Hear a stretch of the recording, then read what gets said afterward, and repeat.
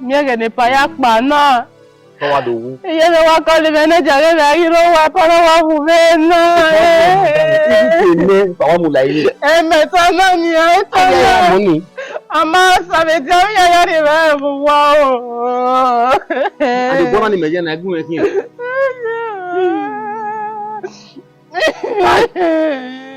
Ere wa mi ma se. Wi ma le ni a. Wi ma le ni a. Ona na aje feja o. E pa la mortuary. E pa la mortuary. E ba ri mi ose o, e ba ri mi ose o, e ba ri mi ose o. E pa la mortuary. E ba ri mi ose o, e ba ri mi ose o, e ba ri mi ose o. E pa wa pa re. E pa la mortuary. E pa wa pa re yo. E pa pa yo, papa. Ai. Aye wa. Awa pa.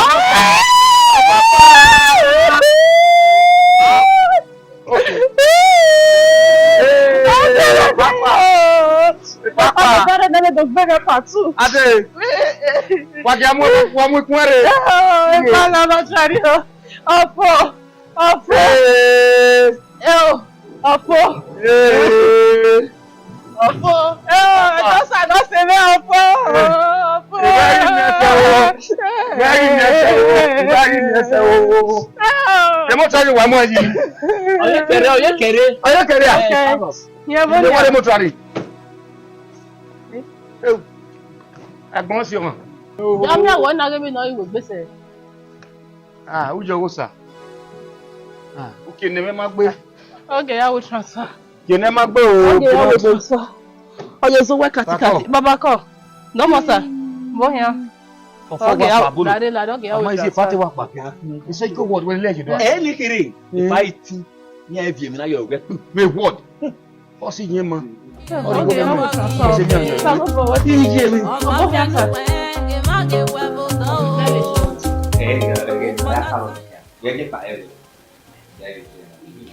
Ti ba le ta ma fun ko pa. Ti no ti la ri. Ki na no ta.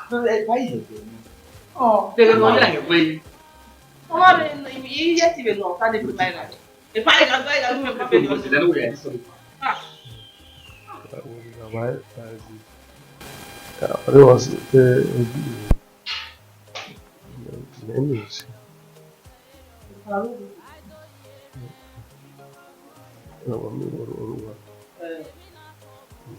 What do you have here?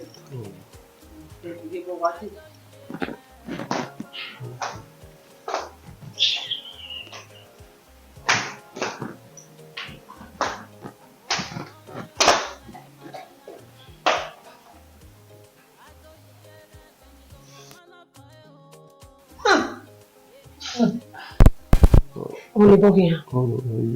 Bien ça.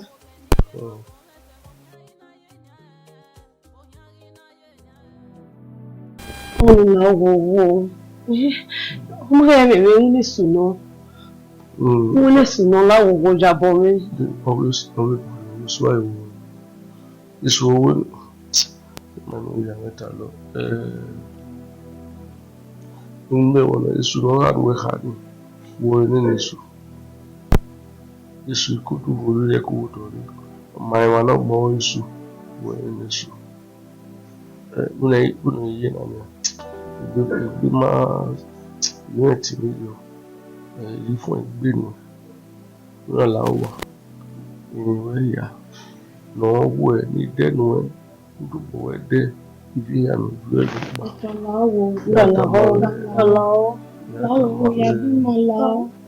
Bí Màdínlọ́rì kàwé wúwo.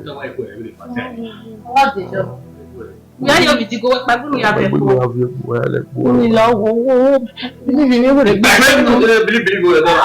Madam pàgbé ẹ̀jì bọ̀ yà mọ́pò. Option. Gbàgbé.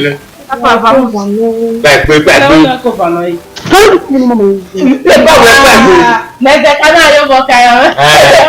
The cat was I want to see that. You think I'm going to put a but I don't push that one one here. For a bit, I'm for a bit in Oh, I can't go home. before you put the buy on my family. before you weekend. Mama, you the bag. Oh, but I'm And what happened though? And what happened? Me go, right. If I don't know, yeah, but we can do it.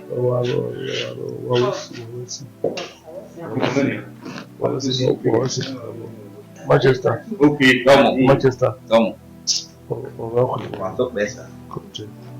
Manchester United. Tell me. What am I? Mingo, friendo. Mingo, friendo. Where you got here red like you dream move. Yeah, what we go. What I say, we do what we are talking. Hey, what the name you very tight the camp with bed. Me ask you about. Yeah, you with phone. I tell me the whole. How we got all that to see at one. How are you? Cairo. Edo sa.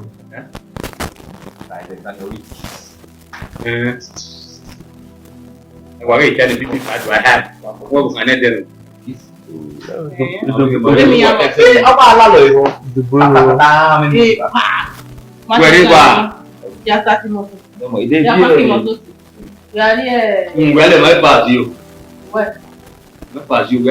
If I get them that you all. No man. I need to see you. Meru wa but I don't have on. I know the full fridge. Una get more people to do. Yeah, what they want to do me back. Oh, one year. Then I start to do me here. Because I'm here. I saw a nigga. You have to do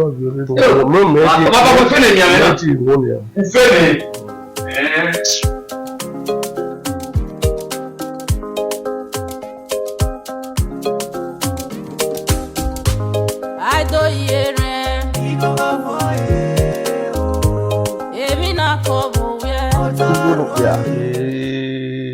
What that is Mount Gabriel. Dabi. Yeah, I don't sir. Yeah. Ayo, madam, well, my miss in yare. But I Woman, where I made to say. I don't understand. When we bolo. Oh, you know we will worry ya here over the area how you do. It's that way. Who no garo wari. Edo ne do te igbe aga no ho. Kewe kita. On jama. Are you serious? I'm not serious. Who for it? She's no longer here. What's wrong? Well, Zeka. Okay, so no, Babylon. No, Abuja. Yeah. Zeka na no no to me.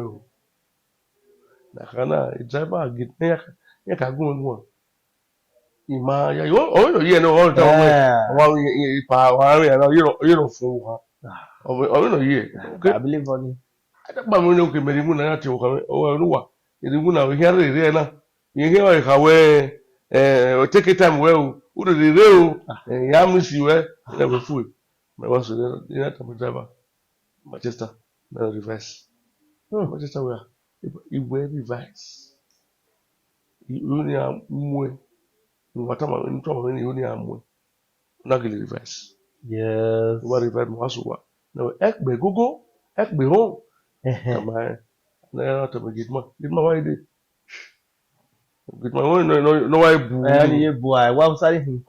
No, one you know, I really can ask some by shadows. Only one to Manawa.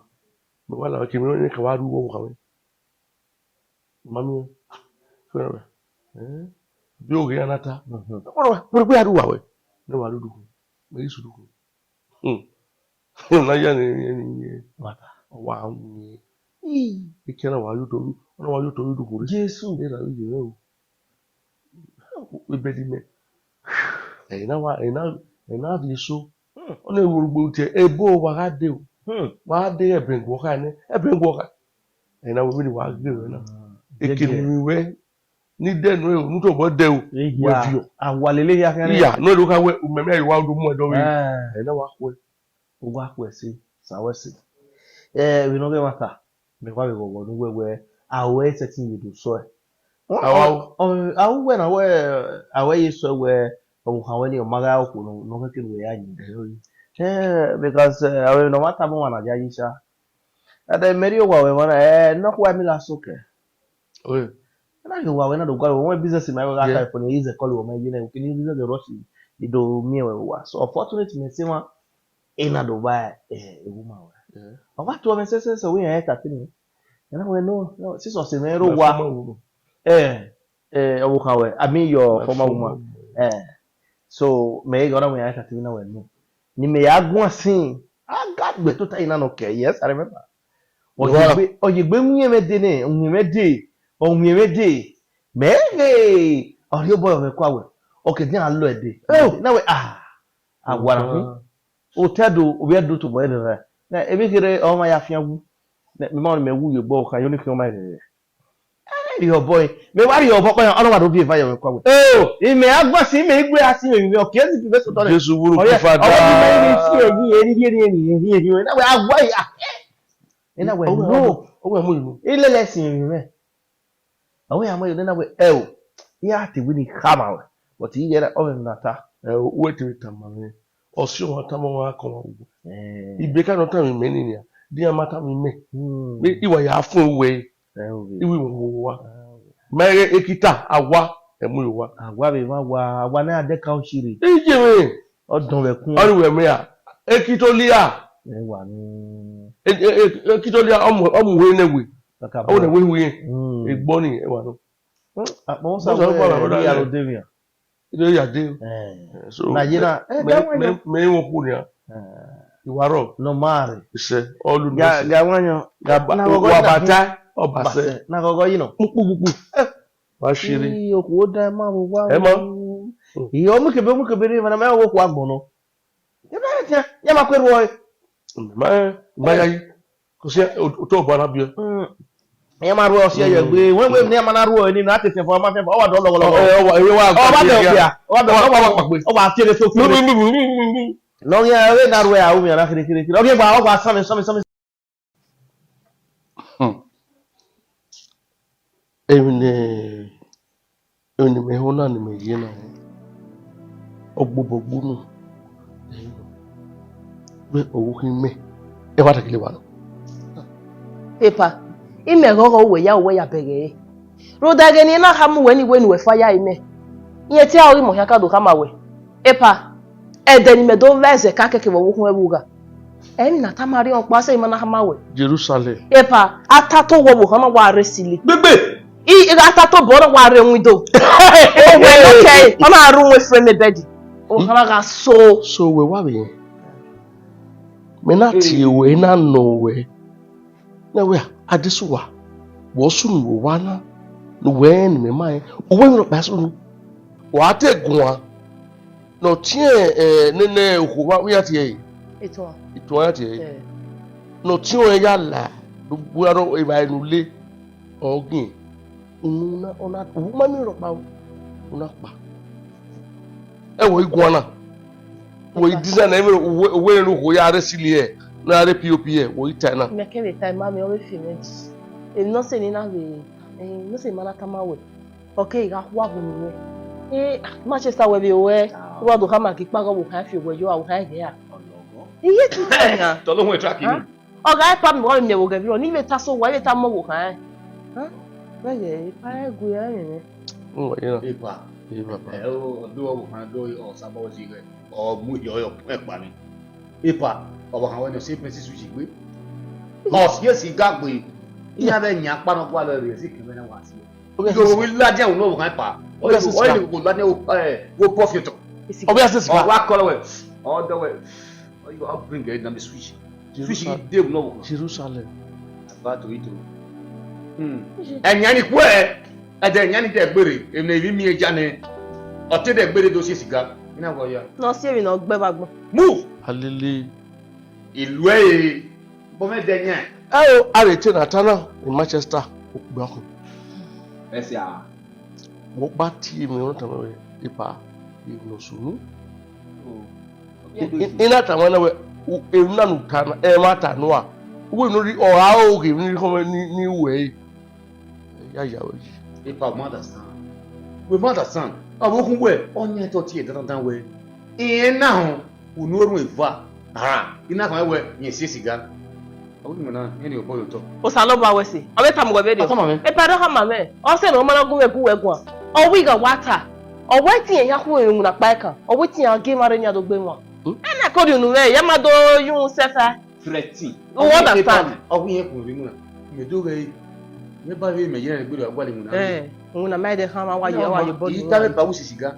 Gbe na mi ni awe. Opa le. Afanu nu a. O tu ne pa. Ni no we. O ko ma kije. Oh. Ye na re. Ai ime wa go. Manchester. Don't call. La me bi ni ge bi ni mi ara ti no. O ga ni ba. Gama ya he. O cha wo so. Ga ba we se. Ye do. Wo ke later wo yero. Ye do. Ore yeso. Agba ma Baba. We o ki gba re. Ni mi no gele tare. Ale de abu e. Aha, ore wa kla ke yere. Ta se re. Ni yo wa. Wa mi so ba ko e. Ai no we ki awo. Un tan. Asu ni gwale mu ya. Wa ke se di post wa baba na. Ya gbele yo. O se sa.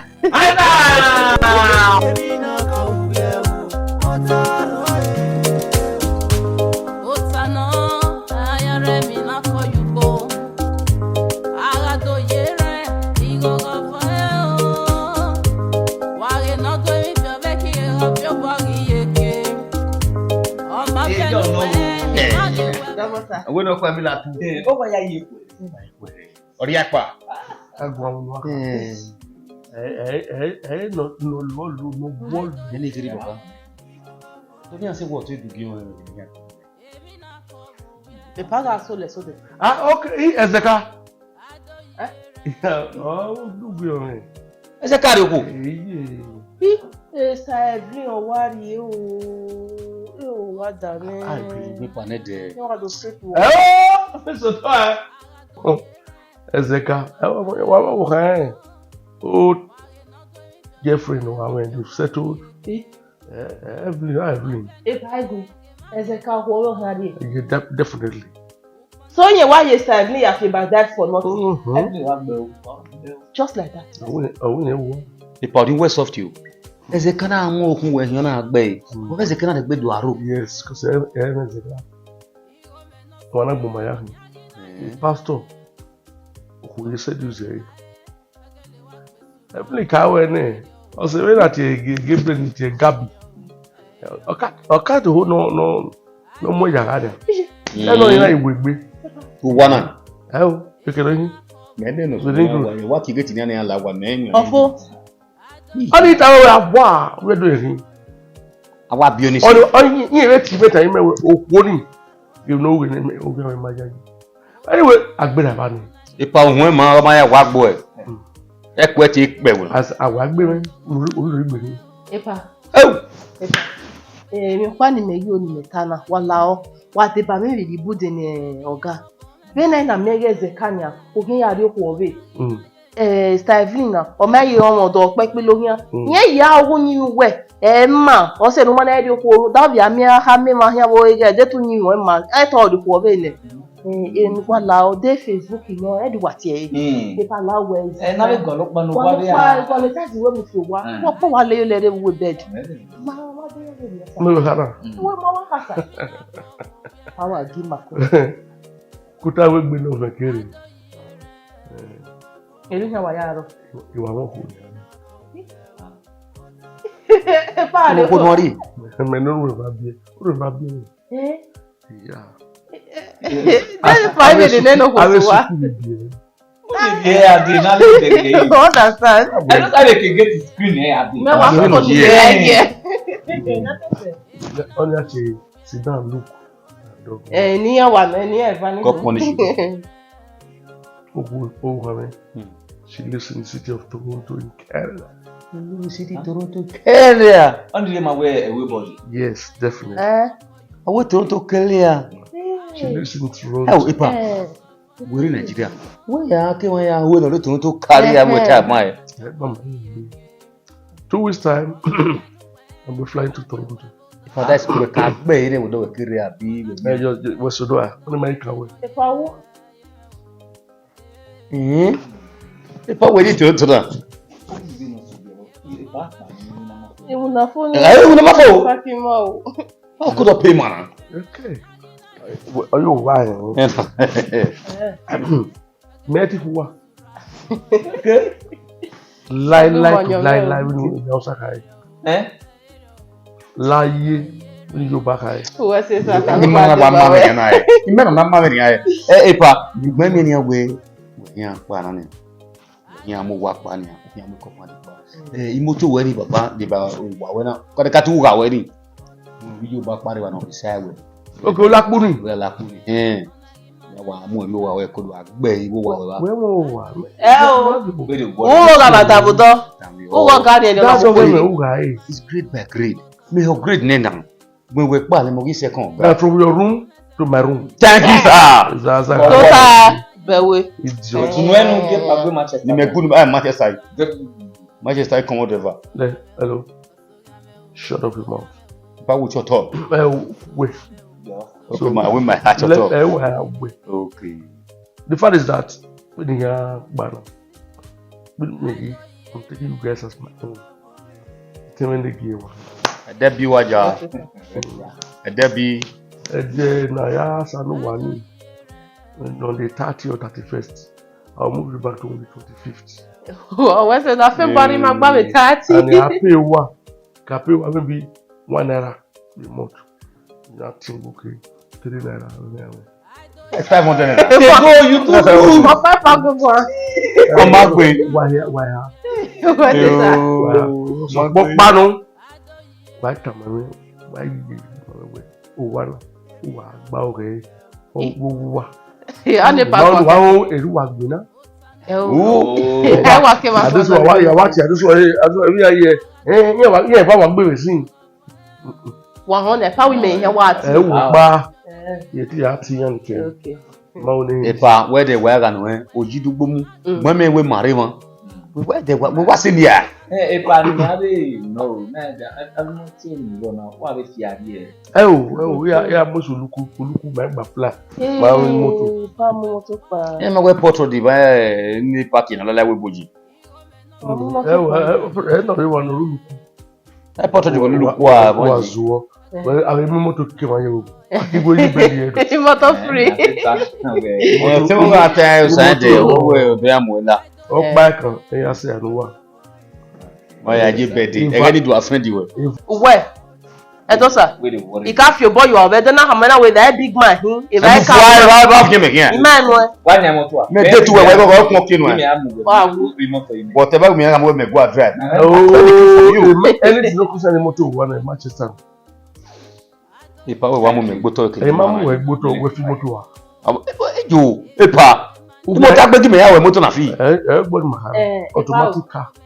Yo no ka ye wiki pa. On te keke o te di go meni ya je kimi stock wa. Ne vai wa. We ta kere kere. Ai fi ba e gbori ye. Kaka bo. We ta kere kere. Epa e gbe ni na ko kwa. Uke ha. Eya. Wo ya dele kuzi ha. Boy you no say the back and Allah. Epa, what is it? To. Who fi won who ti fo. Anyway, o si argument ye gbegbe. Wa to. Yero. Baya gba yo le. Abia. Yero. Denu we awon boy. Mama ni kin re godagun e. Denu awon pa. There Mo le ku je ru se pe a. Ya, abi me ko be fi ja. De ferusi ge. O ni anything no ikuku. Dore ya. Oh, this boy ba. Good afternoon for this afternoon. Tu bi e fun e bare.